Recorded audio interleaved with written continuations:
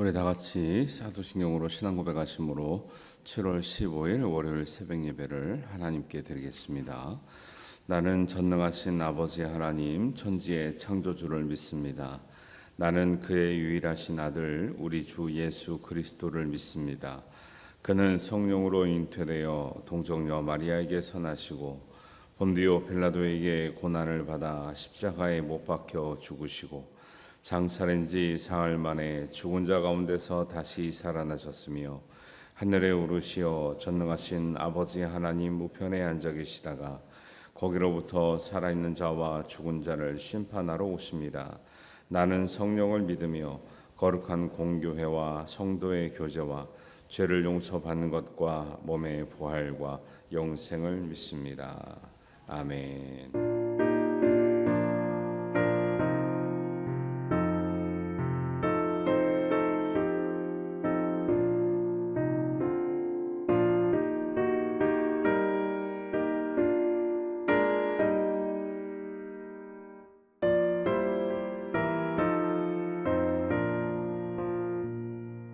내 맘이 낙심되며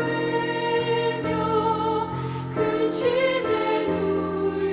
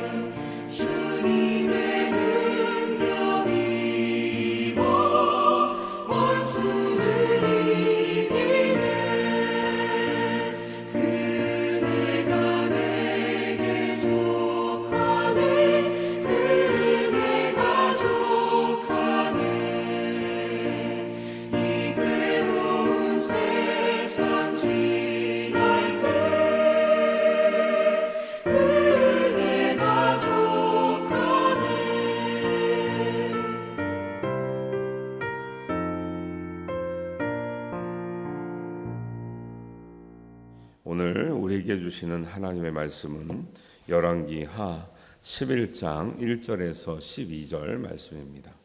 한 목소리로 봉독합니다. 아하시아의 어머니 아달랴가 그의 아들이 죽은 것을 보고 일어나 왕의 자손을 모두 멸절하였으나 요람 왕의 딸 아하시아의 누이 여호세바가 아하시아의 아들 요아스를 왕자들이 죽임을 당하는 중에서 빼내어 그와 그의 유모를 침실에 숨겨 아달랴를 피하여 죽임을 당하지 아니하게 한지라. 요아스가 그와 함께 여호와의 성전에 6년을 숨어 있는 동안에 아달랴가 나라를 다스렸더라.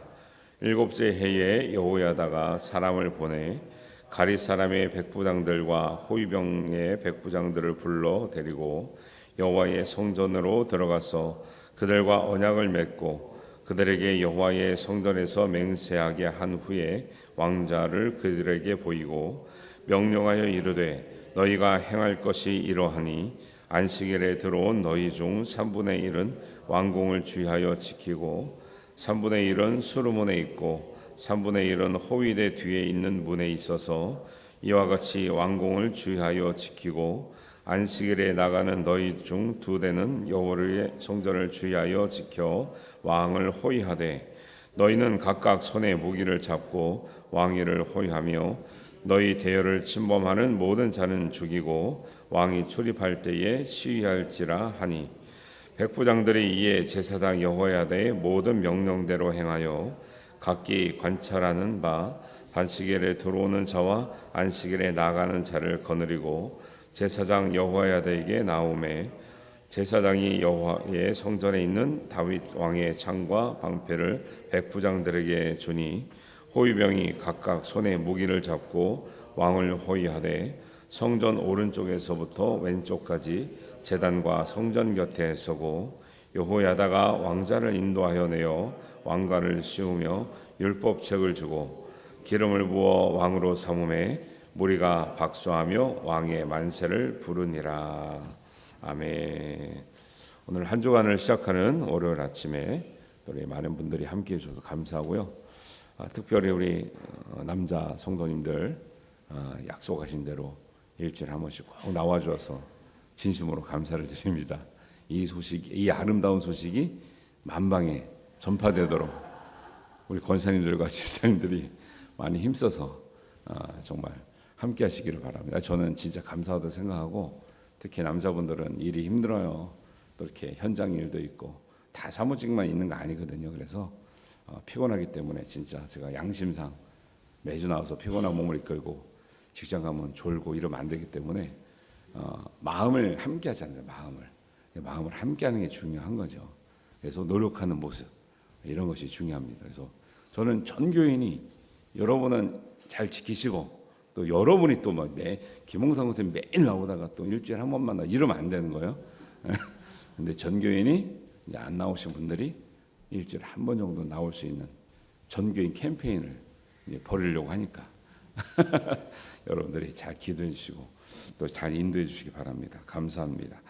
오늘 하나님은 예후를 통해서 격결로 가고 있는 이스라엘 왕과 유다 왕을 심판하셨거든요. 오늘 이제 유다 왕이 이어진 얘기인데 유다 왕 아하시아가 죽게 되니까 그의 어머니 아달랴가 자기가 왕이 되고 싶어가지고 이제 그 자손들이 죽었는데 손주들이 남아 있는데 손주들까지 싹 처단을 한 거예요. 그러니까 얼마나 끔찍합니까? 자기가 왕이 되려고 그래서 왕이 됐죠. 근데 그 손주들하고 자녀들을 처단한 가운데 그 아달랴 심판 당하겠지만 아하시아의 누나가 그 왕자 중에 한 명을 몰래 숨겨서 성전에서 6년을 키우게 되는 거죠. 야, 이게 정말 성경이지만 너무 드라마 같고 너무 영화 같은 이야기. 근데 그 이름이 요아스죠. 요아스라고 하는 애기죠. 애기를 죽음에서 건져내서 성전에서 참 의미가 있는 거죠. 죽음에서 건져내서 다른 곳이 아닌 성전에서 6년을 키워 숨겨서 키웠다 이런 내용들이 이제 전반부에 나와요. 이런 걸 통해서 우리가 이제 깨달을 수 있는 것은 세상은 여러분에게 우리 상식적으로 보면 선이 지배하는 것 같아요? 악이 지배하는 것 같아요? 악이 지배하는 것 같지요? 같지요? 근데 완전히 악하게 되진 않지요. 그죠? 이게 하나님의 은혜인 거예요. 악이 지배하는 거, 너무 어떻게 저렇게 사람들이 살아갈까? 나라는 왜 이럴까? 또 교회는 왜 이럴까 생각되는데 그래도 완전히 악해지진 않아요. 그죠? 하나님의 은혜가 있는 거예요.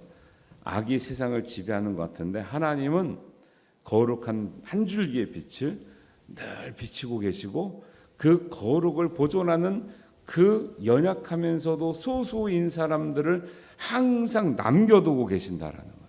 우리가 이 희망 때문에 살고 있는 거예요. 바라기는 그 연약하고 거룩한 소수가 우리가 되기를 바랍니다. 기도하는 사람이 되기를 바랍니다.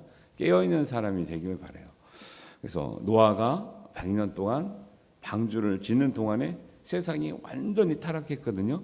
근데 그 타락한 그 대부분의 사람 때문에 우리가 존재한 게 아니라 그 어두워지고 타락한 그 세월 속에서도 꿋꿋이 하나님의 말씀을 듣고 방주를 약 100년 동안이나 꿋꿋이 짓고 있었던 노아 때문에 비록 8명의 가족밖에 구원받지 못하지만 그것으로 인해서 인류의 역사가 또 전개가 된다라는 거예요. 이런 하나님의 은혜가 이제 흐르고 있다라는 것을 여러분 꼭 기억하시길 바랍니다. 세상이 완전히 타락한 시간 동안에 하나님은 구원의 역사를 이뤄갈 연약하면서도 거룩한 소수를 남겨두고 계신다. 그것이 우리가 되었으면 좋겠다. 할렐루야. 그런 거예요. 기독교인이 됐으면 좋겠고 그 중에 기도하는 사람이 되면 좋겠고 말씀에 깨어있는 사람이 되면 좋겠다. 이런 이제 말씀도 주셨고 우리가 이걸 통해서 배울 수 있는 것이죠. 그래서 하나님의 역사는 항상 연약하지만 거룩한 소수에 의해서 유지되고 있고 하나님 역사하고 있다. 이거를 성경에 어떻게 이게 나오는 용어가 있어요. 구루터기라 그럽니다. 이거를 구루터기라 그러고 구루터기는 나무를 자른 그 둥지잖아요. 근데 거기서 시간이 흐르면 거기서 뭐가 나요? 그렇죠. 싹이 나죠. 봤죠, 우리 봤어요. 그걸 구루터기랍니다. 희망이 없는 것 같은데 바로 뿌리 둥지까지 잘린 것 같은데 거기서 싹이 난다라는 거죠. 구루터기라고 그러고 그다음에 남은 자라 그래요. 남은 자. 바알에게 무릎 꿇지 않는 7,000명이 너는 엘리야는 보지 못하는 것 같은데 엘리야 같은 선지자도 외롭다고 느끼는 거예요. 나 혼자 이렇게 사나? 나 혼자 말씀을 붙들고 사나? 나 혼자 말씀을 지키고 사나? 외로워서 못하겠는데 난 더 이상 못하겠는데 하는데 하나님이 그때 누굴 보여줘요? 누굴 보여주는 게 아니라 누굴 알려주냐면 너처럼 바알에게 무릎 꿇지 않는 7,000명의 거룩한 사람들이 남았다라는 거예요. 우리가 이 희망 가지고 사는 거예요. 사람들 보면 세상 사람들 왜 저러나 또 교회 다니면서 왜 저러나 그럴 수 있지만 항상 하나님은 그 중에 우리가 알지 못하는 하나님의 신실한 사람들, 하나님 앞에 무릎 꿇은 사람들, 하나님 말씀을 지킨 사람들을 통해서 이 거대한 인류 역사를 유지시켜 가는 것이죠. 저와 여러분이 이 시대에 구원의 은혜를 이어갈 수 있는 연약하지만 거룩한 소수가 되었다는 사명감을 가지고 꿋꿋하게 살아나가시게 되기를 주님의 이름으로 축원합니다. 이런 말씀, 이게 사실 되게 어려운 말씀이에요. 이런 말씀을 보고 우리가 어떻게 우리가 은혜를 받을까 고민을 많이 해야 되는 거죠. 또 이런 흐름도 연관돼서 우리가 깨달아 볼 수 있다라는 거예요.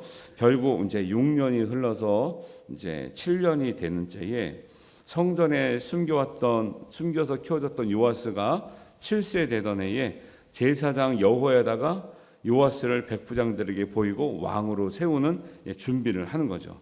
4절 이렇게 나오거든요. 그래서 제사장 여호야다가 모든 준비를 거쳐서 마침내 요아스를 왕으로 세워서 12절에 왕자를 인도하여 내어 왕관을 씌우고 율법책을 주고 기름을 부어 왕으로 세우매 무리가 박수하며 왕의 만세를 부르니라. 그래서 이제 12장 1절에 보면 제 7년에 요아스가 왕이 되어, 그러니까 7살 때 왕이 되는 거죠. 우리나라도 왜 지금 뭐 조선시대에 가끔 그런 거 있잖아요.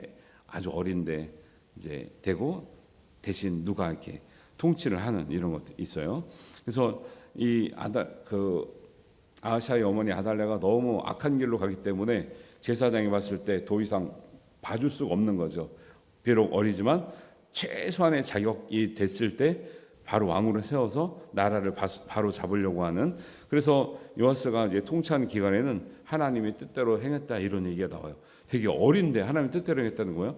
요아스가 왕이지만 그들을 따르는 사람들이 정신을 바로 차리고 말씀대로 가려고 했던 거죠. 7살의 왕이 뭘 지시를 하겠어요. 따르는 사람들이 말씀대로 살아보려고 했는 거죠. 그래서 제사장 여호야다가 모든 준비를 거쳐서 어린 그 요아스를 왕으로 세웠는데, 세우면서 왕에게 부여된 게 뭐죠? 여기서 우리가 의미를 좀 찾을 수 있는데, 왕에게 부여된 게 왕관과 율법책과 기름 부음이에요. 왕이 될 사람, 제사장이 될 사람, 선지자가 될 사람에게는 다 기름 부음을 받거든요. 네, 이것은 구별됐다는 이제 뜻이죠. 이 세 가지 의미가 있죠. 유다의 왕은 하나님이 세우신 것을 잊지 말아라는 거예요. 왕관보다 기름 부음을 먼저 하는 이유는 왕이기 때문에도 그렇지만, 유다의 왕은, 이스라엘의 왕은 누가 세웠다? 네, 하나님이 세웠다라는 거예요. 이걸 기억해야 돼요. 이방 왕들은 사람들이 세운 거예요. 인기 투표가 될 수도 있고 인간적인 멋있음이 될 수 있는데, 하나님의 세운 왕은 겉으로 보이지는 것이 아니라 우리의 중심이 하나님의 바로 서 있는가, 이거를 보시겠다는 말씀이고, 이렇게 왕이 된 사람은 머리에는 왕관을 쓰고 있지만 가슴에는 뭘 새겨야 되는 거예요? 하나님의 말씀을 새기면서 사는 거예요. 그래서 왕은 이 전 왕도 그렇고, 출애굽기에 나온 게, 앞으로 이스라엘의 왕이 될 사람들은 율법책을 가장 가까이 두고 주야로 묵상하여 하나님 말씀을 따르라는 거예요. 그게 진짜 하나님이 세운 왕인 거죠. 그래서 우리나라 대통령은 성경에다가 이거 안 하죠? 안 하죠? 제가 못 본 것 같아요. 근데 뭐 미국 대통령도 뭐 이거 했지만 뭐 자기 마음대로 하니까 그래도 하나님의 말씀을 가까이 두고 사는 좀 각 나라의 대통령이 됐으면 참 좋을 것 같아요. 좀 양심이라도 좀 지켜야 될 거 아니에요?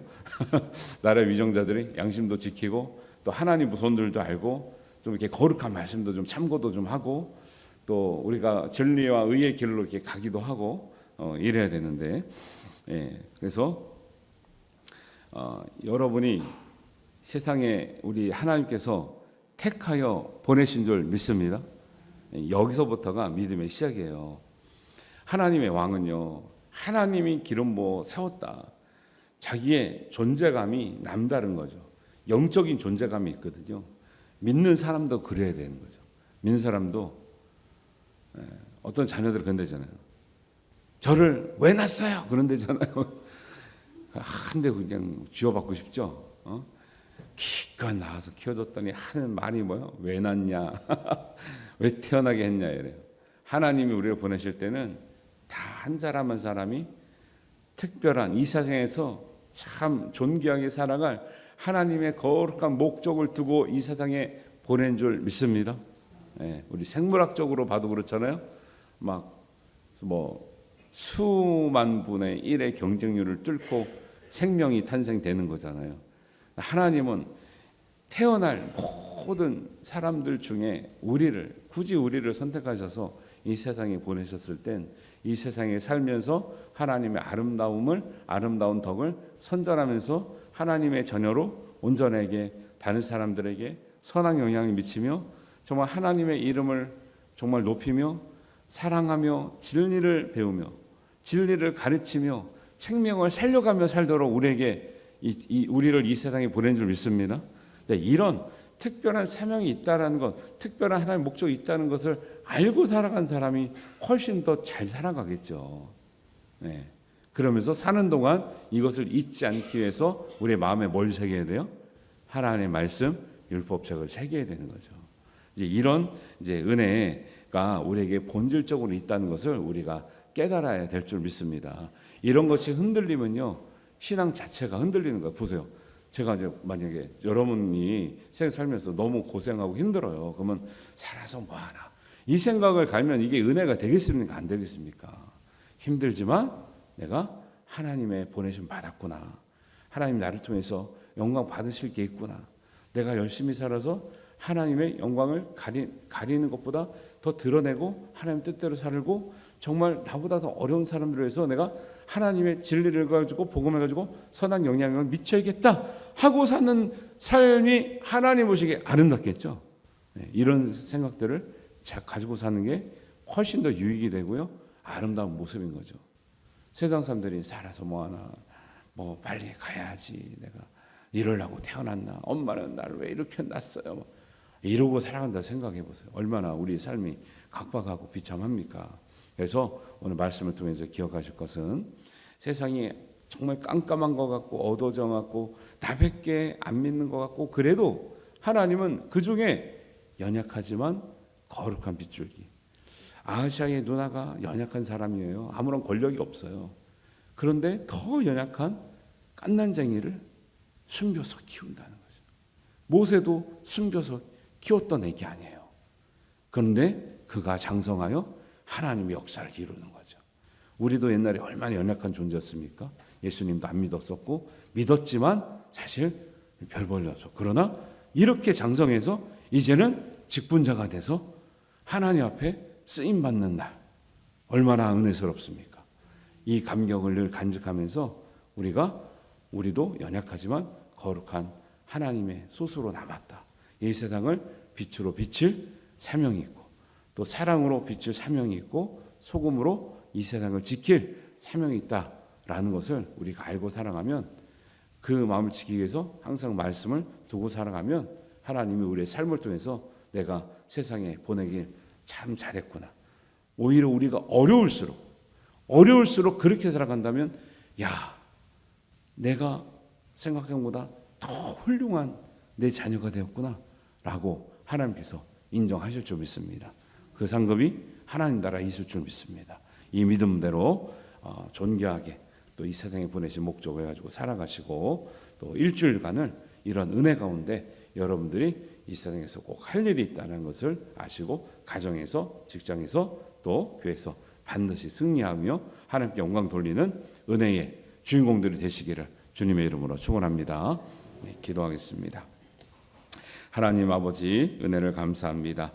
또 주일이 지나고 또 한 주가 시작되는 월요일 날 하나님 앞에 기도로 시작하며 경건함의 시간으로 시작했습니다. 하나님 이 또 간절함을 이 사모함을 이 은혜를 하나님 주님 기억하여 주시고 하나님 앞에 온전하게 서게 하시며 모든 일이 주님 안에서 가장 좋은 길로 인도함 받을 수 있는 우리의 모든 성도 되게 하여 주옵소서. 세상은 악해질지라도 하나님 어두운 세상에서라도 하나님 가장 밝고 가장 분명한 하나님의 진리를 비춰주셔서 인류를 인도하시고 또 구원의 길로 항상 인도한 것처럼 우리가 깨어서 기도하는 우리의 거룩한 소수의 그리스도인들 때문에 이 역사가 이어져 가며 세상이 지켜져 가며 하나님 보실 때 희망이 있으며 앞으로도 하나님 정말 구원의 소식이 날마다 들려오는 은혜의 통로로 삼아 주시옵소서. 오늘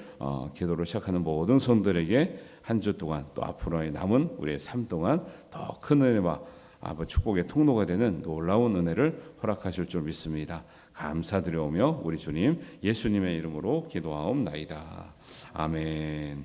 하늘에 계신 우리 아버지, 아버지의 이름을 거룩하게 하시며 아버지의 나라가 오게 하시며 아버지의 뜻이 하늘에서와 같이 땅에서도 이루어지게 하소서. 오늘 우리에게 일용할 양식을 주시고 우리가 우리에게 잘못한 사람을 용서하여 준 것 같이 우리 죄를 용서하여 주시고 우리를 시험에 빠지지 않게 하시고 악에서 구하소서. 나라와 권능과 영광이 영원히 아버지의 것입니다. 아멘.